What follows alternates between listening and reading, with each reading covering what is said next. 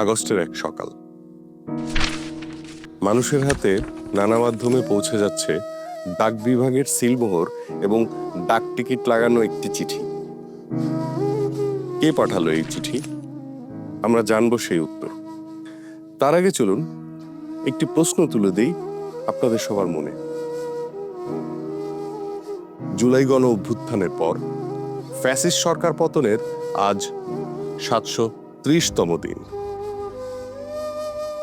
এই ২ বছর পরে যদি প্রশ্ন করা হয় যে দ্রোহ, যে স্বপ্ন নিয়ে বুলেটের সামনে দাঁড়িয়েছিলেন বাংলাদেশের সাধারণ জনতা, তার কতটুকু পূরণ হয়েছে? একই দিনে দুইটা ভোট হলো, একটা বাস্তবায়ন হয়ে সরকার গঠন করলো, আরেকটার কি হলো? কিন্তু যেই নির্বাচিত সরকার ক্ষমতায় আসলো তারা যেই পয়েন্টগুলো তাদের পক্ষে গিয়েছে তারা সেগুলোতে হ্যাঁ বলেছে, যেগুলো তাদের ক্ষমতার জন্য হুমকি হতে পারে সেগুলোতে তারা নোট অফ ডিসেন্ট দিয়েছে।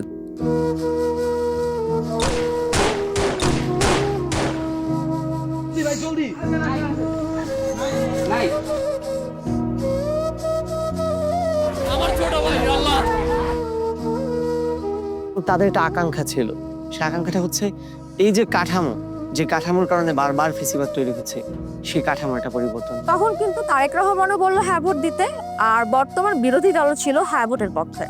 আবু সাইদ নিজের জীবনকে উৎসর্গ করেছে, সেখানে হায়ের পক্ষে দয়া করে আপনারা দেব। কারণ এই হ্যাঁ ভোটের নামই হচ্ছে আগামীর বাংলাদেশ। এই হ্যাঁ ভোটের নাম হচ্ছে আজাদি, না ভোটের নাম হচ্ছে গুলামি। আজাদি না গুলামি, এইটা আমি ক্লিয়ার ছিলাম যে হ্যাঁ ভোটে ভোট দেওয়ার পর হাসিনা বা হাসিনার মতো ফ্যাসিস্ট আর এই দেশে আসবে না। যেখানে পারে সেটা গুলি করবে, সবাইকে বলা হচ্ছে যে যেখান থেকে টিকাটা পারবো ধরে ফেলবে। এই ধরনের এই চরিত্রে যেন আর কোনো সরকার দেশে আর ফিরে না আসে। হ্যাঁ ভোটের পক্ষে ভোট দিছি মূলত। দলীয় প্রধান কখনো সরকার প্রধান হতে পারবে না, পুরনো সংবিধান থাকবে না। হ্যাঁ ভোট মানে জুলাইয়ের পক্ষে, আর জুলাইয়ের পক্ষে মানে সাধারণ মানুষের পক্ষে।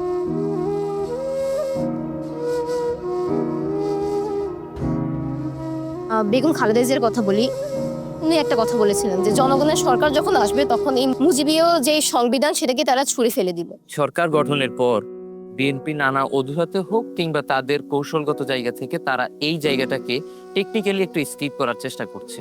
এই গণভোট সেই গণভোট না, যে এরা সংস্কারের বাহানায় যদি নির্বাচনটা না হতে দেয়, সেজন্য আমরা সবকিছুতে আপোষ করে জুলাই জাতীয় সনদও স্বাক্ষর করেছি। তাই মনে করি যে বাংলাদেশের জনগণ তারা বুঝে কোনটা সঠিক এবং কোনটা ভুল, যেভাবে তারা বুঝেছিল ২ বছর আগে ২৪শে জুলাই অভ্যুত্থানের সময়। তাহলে আমরা কি দেখতে পাই যে বেগম খালেদা জিয়ার উত্তরসূরি যারা, তারা ঠিক তার বিপরীতমুখী আচরণগুলি করছে। এই যে কাঠামো আছে, এটা একটা মেশিনের মতো কাজ করে আসলে। এখানে যাকে আপনি বসায় দিবেন, এই কাঠামোর মধ্যে থাকলে সে অটোমেটিক্যালি ফেসিবাদের দিকে যাবে। ভোরবেলায় যে চিঠি আমরা দেখেছি তা একে একে পৌঁছে যাচ্ছে সাধারণ মানুষের হাতে। আবু সাইদ, মুগ্ধ, ওয়াসিম সহ যারা শহীদ হয়েছেন কিংবা অভ্যুত্থানে যারা স্বাধীনতার স্বপ্ন নিয়ে ফ্যাসিস্ট বিরোধী আন্দোলনে সক্রিয় ভূমিকা রেখেছিলেন, কতটুকু পূরণ হয়েছে তাদের সেই স্বপ্ন? জুলাই অভ্যুত্থানের ২ বছর পরে কেন এক সকালে দেশের মানুষের কাছে নানা মাধ্যমে পৌঁছে গেছে একটি চিঠি, একটি প্রতীকী চিঠি?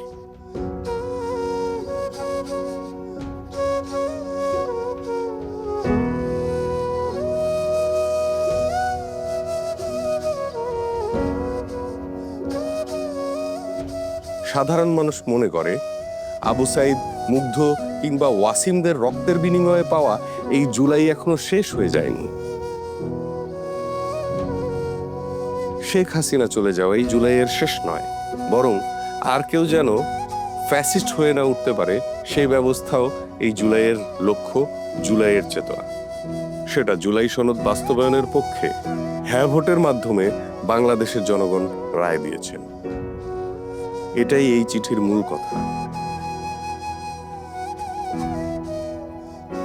2024-এর জুলাই গণ অভ্যুত্থান ফ্যাসিবাদ চক্র ভেঙে দেওয়ার মোক্ষম সুযোগ। আমরা কি পারবো? আমাদেরকে পারতেই হবে।